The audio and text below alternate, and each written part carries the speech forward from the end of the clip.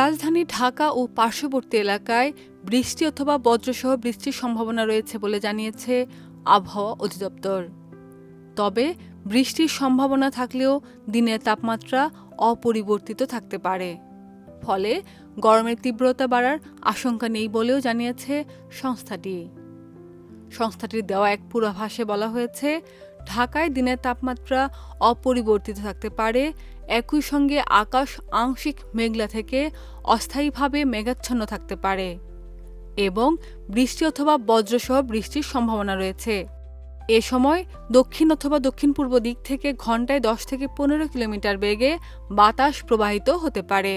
আবহাওয়া অধিদপ্তরের তথ্য অনুযায়ী ২৬ জুন সকাল ৬টায় ঢাকায় তাপমাত্রা ছিল ২৭.৮ ডিগ্রি সেলসিয়াস এবং বাতাসে আপেক্ষিক আর্দ্রতা ছিল ৮৮%।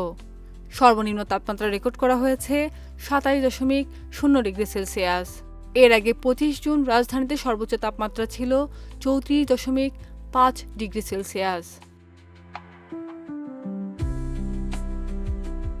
এদিকে আবহাওয়ার আরেক পূর্বাভাসে বলা হয়েছে, রংপুর, দিনাজপুর, রাজশাহী, বগুড়া, টাঙ্গাইল, ময়মনসিংহ, খুলনা, বরিশাল, পটুয়াখালী, নোয়াখালী, কুমিল্লা, চট্টগ্রাম, কক্সবাজার এবং সিলেট অঞ্চলের উপর দিয়ে অথবা দক্ষিণ পূর্ব দিক থেকে ঘন্টায় ৪৫ থেকে ৬০ কিলোমিটার বেগে বৃষ্টি বা বজ্রবৃষ্টি সহ অস্থায়ীভাবে দমকা কিংবা ঝড়ো হাওয়া বয়ে যেতে পারে। তাই এসব এলাকার নদীবন্দরগুলোকে ১ নম্বর সতর্ক সংকেত দেখাতে বলা হয়েছে। খাদিজা নিপা, দেশ রূপান্তর।